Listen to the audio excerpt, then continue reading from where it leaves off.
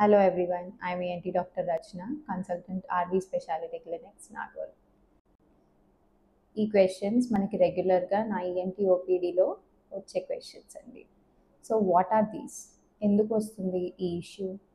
So ఈరోజు నేను చెప్పబోయే topic adenoids in kids. So paediatric age గ్రూప్లో అడినాయిడ్ ఇష్యూ ఉంటే ఏమవుతుంది, అసలు అడినాయిడ్ ఇష్యూ అంటే ఏంటి, ఈ సమస్యలన్నిటికీ ఇప్పుడు మీకు ఒక క్లారిటీ ఇవ్వబోతున్నాను. So adenoid tissue, so this is an adenoid tissue అండి. సో ముక్కు వెనకాల భాగంలో లింఫాయిడ్ టిష్యూ ఉంటుంది, సో దాని పేరే అడినాయిడ్. సో ఇది similar to a tonsil tissue. మన గొంతులో టాన్సిల్స్ ఎలా ఉంటాయి, అలానే ముక్కు వెనకాల అడినాయిడ్ టిష్యూ. ఇది పుట్టుకతోనే ఉండే gland, and main function of this gland is defence. So మనకి ఈ గ్లాండ్ మనకి ఇష్యూ ఎందుకు అవుతుంది, what are the causes of it అనేది నేను ఇప్పుడు చెప్పబోతున్నాను. So generally adenoid tissue size అనేది పెరగడానికి కారణాలు recurrent upper respiratory infections. So రికరెంట్గా ఊరికే అప్పర్ రెస్పిరేటరీ ఇన్ఫెక్షన్స్ రావడము, అన్ట్రీటెడ్ కోల్డ్, మన కోల్డ్ అనేది కరెక్ట్గా ట్రీట్ చేయనప్పుడు ఈ సైజ్ అనేది పెరుగుతూ ఉంటుందండి. And sometimes even genetic condition may also apply to it. So ఈ అడినాయిడ్ టిష్యూ మనకి సైజ్ వచ్చేసి 6.2 mm వరకు ఉంటుందండి. సో మనకి ఇది గాలి వెళ్ళే తోవలో ఉండే గ్లాండ్ అన్నమాట. దీని సైజ్ అనేది పెరిగినప్పుడు it not only causes issues to the nose, but it causes issues even to the facial structures. So మన ఫేస్ అనేది చేంజ్ అయిపోయే ఛాన్స్ ఉంటుంది when you have this adenoid.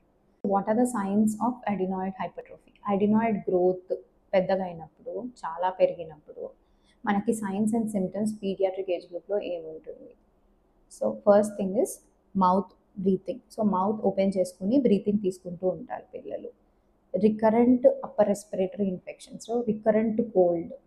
Next మనకు స్నోరింగ్ అనేది ఉంటుంది. మనం మౌత్ ఓపెన్ చేసుకుని బ్రీతింగ్ తీసుకున్నప్పుడు కంప్లీట్గా నోజ్ అనేది బ్లాక్ ఉన్నప్పుడు స్నోర్ చేస్తాం అన్నమాట. So snoring and bad breath, bad mouth నుంచి కానీ నోజ్ నుంచి కానీ బ్యాడ్ స్మెల్ అనేది వస్తూ ఉంటుంది. ఈ అడినాయిడ్ ఇష్యూ వల్ల not only the nose gets affected, not only the airway gets affected, but it also affects other organs. Other organs ఏవేవి ఎఫెక్ట్ అవుతాయంటే, వన్ ఇస్ ఇయర్. సో ఇలా ముక్కుకి చౌకి కూడా కనెక్షన్ గొట్టం ఉంటుందండి. So this is the drainage pathway for the ear. So మనకి ఈ గ్రోత్ అనేది ముక్కు వెనకాల భాగంలో సైజ్ పెరిగినప్పుడు it will block the pathway leading to hearing loss, వినికిడి తగ్గడం, వినికిడి లోపాలు, చెవి నుంచి చీము రావడం, ఇలాంటివి ఉంటాయండి. And other things are high arched palate. మనకి ప్యాలెట్ నోటి లోపల మన ప్యాలెట్ ఉంటుంది కదా, అది హై ఆర్చ్డ్ అవ్వడం, క్రౌడెడ్ టీత్ ఫామ్ అవ్వడం. సో క్రౌడెడ్ టీత్ వల్ల you'll have difficulty in articulation. So మనం స్పీచ్ అనేది క్లియర్గా రాకపోవడం, అలాంటి ఇష్యూస్ వస్తాయి.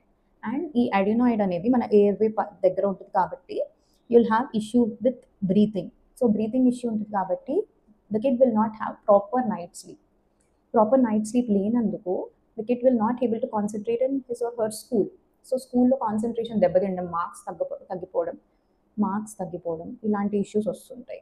So it have multiple effects on the development of the kid అనమాట. సో దీనికి మనం ఏం ట్రీట్మెంట్ ఇస్తే తగ్గుద్ది, అసలు ట్రీట్మెంట్ ఎవరికి అవసరము, మెడికల్ ట్రీట్మెంట్ ఎవరికి అవసరము, సర్జరీ అంటున్నారు చాలామంది. సో సర్జరీ ఎవరికి అవసరం అనే క్లారిటీ కూడా ఇస్తున్నాను. సో ఈ అడినాయిడ్ గ్రోత్ మనకి సైజ్ అనేది జనరలీ 6.2 mm వరకు ఉంటుందండి. So it has grading. So grade 1, grade 2, grade 3 and grade 4. So based on the airways ఎంతైతే మనకి ఖాళీగా ఉందో, ఎంత ఆక్యుపై చేస్తుందో దాన్ని బట్టి we grade the adenoid. So grading బట్టి ఒక లెవెల్ వరకు we give medical treatment. So medical treatment includes nasal spray as well as tablets. So ఇది వాడినప్పుడు ఒక గ్రేడ్ అంటే గ్రేడ్ 2, గ్రేడ్ 3 వరకు we can try with medical management. So medical management ఇచ్చినప్పుడు generally we give it for a period of 3 weeks to 6 weeks. సో ఆ condition of the adenoid బట్టి, so ఈ సైజ్ బట్టి when you give treatment generally the adenoid will shrink down. After that you need to take all the precautions not to get recurrent cold. మీ పిల్లలకి ice creams, cool drinks, chocolates, biscuits ఇవన్నీ కొంచెం avoid చేయాల్సి వస్తుంది. And if in spite of using the medical management, if the adenoid is not regressing, size అనేది తగ్గట్లేదు, generally we give 2 doses of these treatments అన్నమాట. So in spite of giving those treatments you're not happy with the results, or మనం x-ray తీసినప్పుడు మనకి we still see the adenoid growth ఉంది అని తెలిసినప్పుడు we move on to a surgical option. So surgical option is we do it with laser అండి. So it's the latest technology. It's called coblation. So దీని వల్ల ఏం చేస్తుందంటే we just introduce it through the nose నుంచి introduce చేసి we remove the gland. దాని తర్వాత కూడా మీరు కొన్ని రోజులు మెడికల్ ట్రీట్మెంట్ తీసుకోవాల్సి వస్తుంది. Not all kids require surgical option అండి. Very few kids require the surgical option. So మనం సర్జరీ చేసిన తర్వాత కూడా మీరు బేసిక్ ప్రికాషన్స్ అనేవి తీసుకుంటూ ఉండాలి.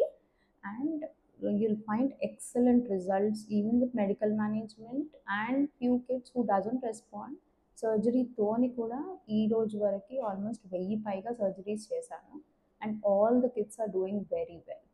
సో మీకు ఎనీ ఇష్యూ రిగార్డింగ్ adenoid ఉంటే please do consult our clinic and please sort out your doubts.